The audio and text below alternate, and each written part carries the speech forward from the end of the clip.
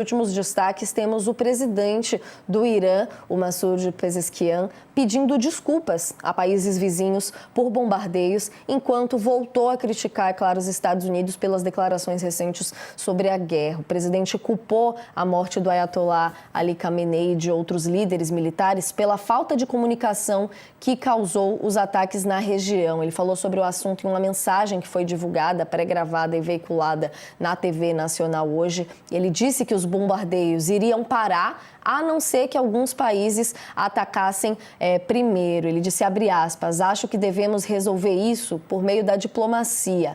Mesmo sinalizando amigavelmente aos países vizinhos, ele continuou o tom duro contra os Estados Unidos, como a gente vinha analisando aqui. Queria começar com você, professora, vendo essa notícia, repercutindo já também do lado de Donald Trump, como podemos ver o momento da guerra agora e essa sinalização, de certa forma, tentativa aos países vizinhos, mas já vemos ataques acontecendo mesmo assim também, né?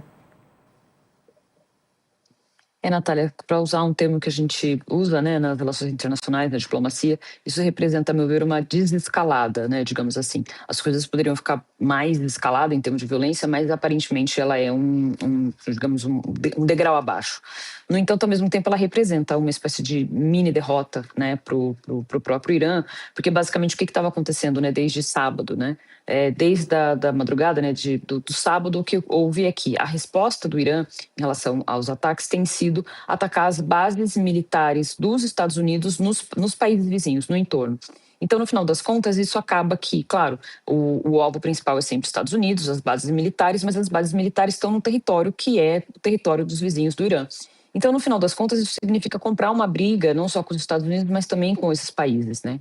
Então, acho que o que acontece agora, e o Trump chegou a dizer, ele fala, não sei se a gente vai trazer essa fala, né, mas ele diz que o Irã agora, com esse espécie de recuo, não é mais o valentão do Oriente Médio, mas é o grande perdedor, enfim. Então, o que o Trump está dizendo, basicamente, é que isso seria uma espécie de quase rendição, uma rendição parcial em relação a esse conflito, né, em relação à posição do Irã. E, no final das contas, basicamente é isso, é que a gente tem, enfim, uma mudança que é não só mais uma questão que envolve especificamente Israel, Estados Unidos e, do outro lado, o Irã, mas sim uma série de outros países, e a gente já viu também nas outras semanas como esse conflito está chegando cada vez mais perto da Europa, que aí tem outro tipo de implicação e desdobramentos, que é a situação da Europa como um todo nesse conflito.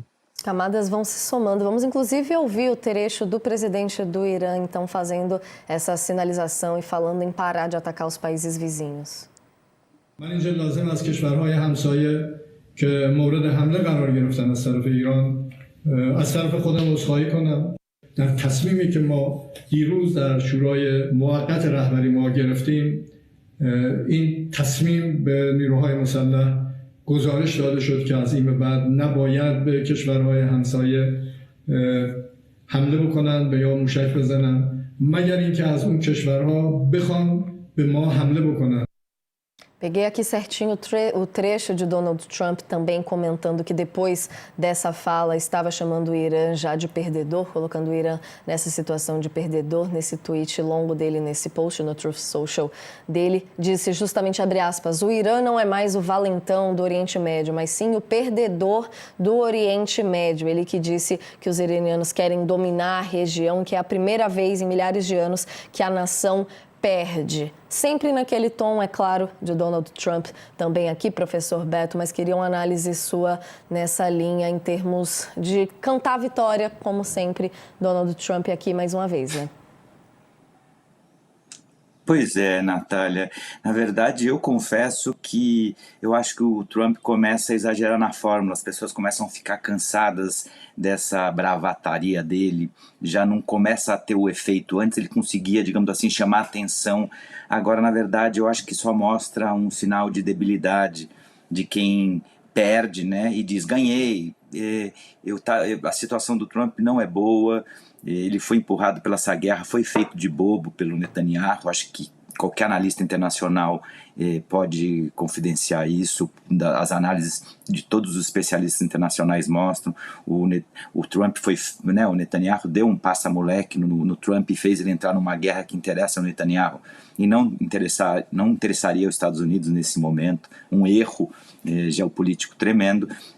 Obviamente que aí o Trump tenta tapar, e aí a qualquer fala, quer dizer, o Trump está numa guerra narrativa com o presidente do Irã, então se é tão pouco importante ele fica entrando nessa guerra.